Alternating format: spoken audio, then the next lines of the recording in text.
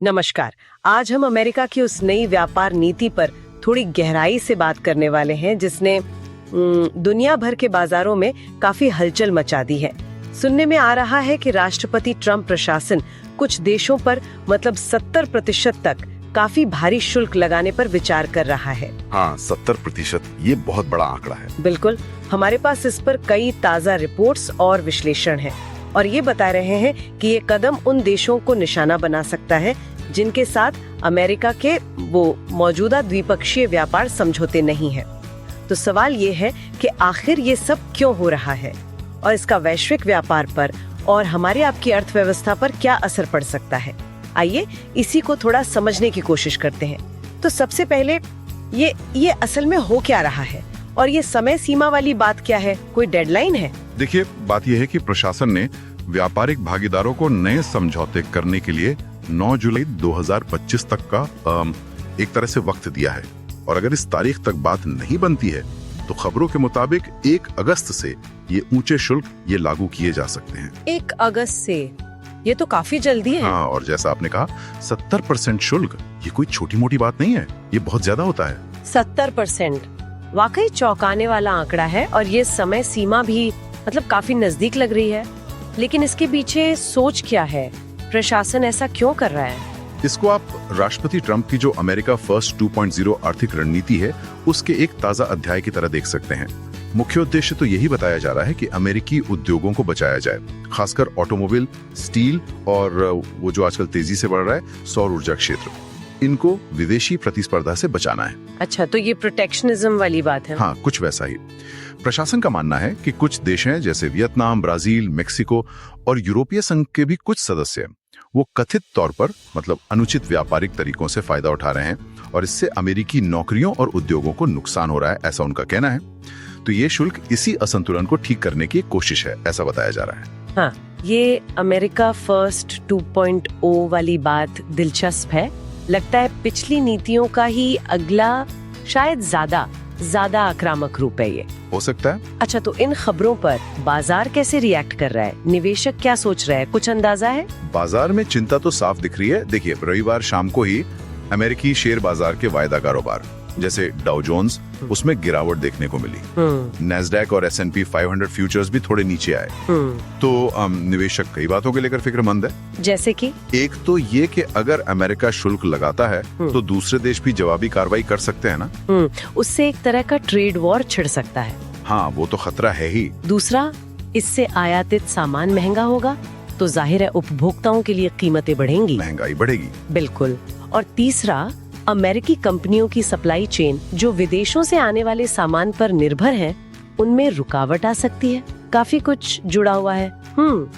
तो निवेशक साफ तौर पर घबराए हुए हैं, खासकर ये जवाबी कार्रवाई और महंगाई बढ़ने के डर से। और दुनिया भर से क्या प्रतिक्रिया आ रही है? क्या दूसरे देश चुप बैठे हैं? नहीं, बिल्कुल नहीं। वैश्विक स्तर पर तनाव तो बढ़ता दिख रहा है। चीन ने तो साफ चेतावनी दी है। चीन ने क्या कहा है? उन्होंने कहा है कि अगर खासकर उनके इलेक्ट्रिक वाहनों यानी EVs या सौर ऊर्जा उत्पादों पर शुल्क लगते हैं तो इसके गंभीर परिणाम होंगे। ये चीन के लिए बहुत महत्वपूर्ण उद्योग है आजकल। अच्छा, गंभीर परिणाम, ये तो बड़ी बात है। हाँ, और उधर यूरोपीय संघ भी पीछे नहीं है।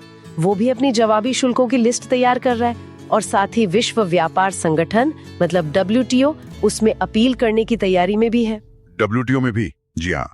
और मेक्सिको अपने मौजूदा उत्तर अमेरिकी व्यापार समझौते जिसे NAFTA 2.0 या USMCA भी कहते हैं उसके तहत छूट पाने की कोशिश कर रहा है। और दिलचस्प बात यह है कि अमेरिका के कई करीबी सहयोगी देश भी इस घोषणा से हैरान है क्योंकि उनमें से कुछ तो पहले से ही अमेरिका के साथ नए व्यापार समझौतों पर बातचीत कर रहे थे। अच्छा, सहयोगी भी हैरान है।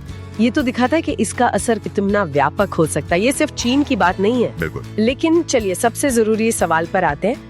इसका आम लोगों पर और पूरी अर्थव्यवस्था पर क्या असर पड़ेगा? मतलब छोटी और लंबी अवधि में क्या हो सकता है? देखिए, छोटी अवधि में जैसा हमने अभी बात की, शेयर बाजारों में उतार चढ़ाव देखने को मिल सकता है क्योंकि अनिश्चितता का माहौल है ना। हाँ, अनिश्चितता तो है। और जो बिजनेस आयात पर निर्भर है जैसे ऑटोमोबाइल कंपनियां या इलेक्ट्रॉनिक्स बनाने वाले, उनकी लागत बढ़ सकती है।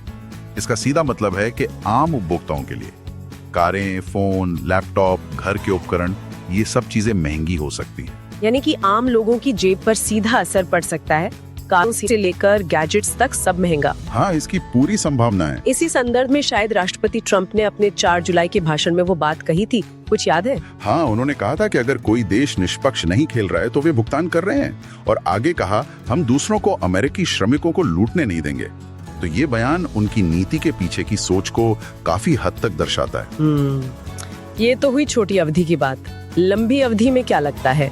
लंबी अवधि की बात करें तो हो सकता है कि इन शुल्कों से कुछ अमेरिकी मैन्युफैक्चरिंग कंपनियों को संरक्षण मिले, शायद कुछ नौकरियां भी पैदा हों, ये संभव है।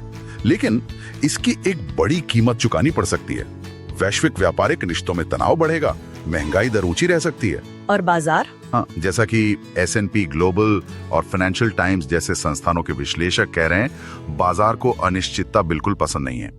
अब ये साफ नहीं है कि कौन से देश या कौन से उद्योग कब और कितने प्रभावित होंगे, और यही बात निवेशकों और बिजनेस को परेशान कर रही है। खासकर कौन ज्यादा जोखिम में हो सकता है? खासकर वो उभरते हुए बाजार जो अपने निर्यात के लिए अमेरिकी उपभोक्ताओं पर ज्यादा निर्भर हैं, उनके लिए जोखिम ज्यादा हो सकता है। तो कुल मिला के अगर इसे समेटे तो तस्वीर ये बन रही है कि अमेरिका की तरफ से भारी भरकम शुल्कों का खतरा मंडरा रहा है, बाजारों में बेचैनी है, दुनिया भर में व्यापारिक तनाव बढ़ रहा है, और आम लोगों और व्यवसायों पर महंगाई का बोझ पड़ने की आशंका है। बिल्कुल सही कहा। और यहाँ एक बड़ा सवाल ये खड़ा होता है जिस पर शायद हमें और सोचने की जरूरत है। क्या सवाल?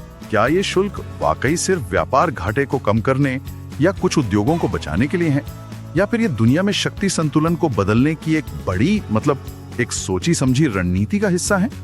इनका असली मकसद क्या है, ये शायद आने वाला वक्त ही बताएगा। इस पर नजर रखनी होगी।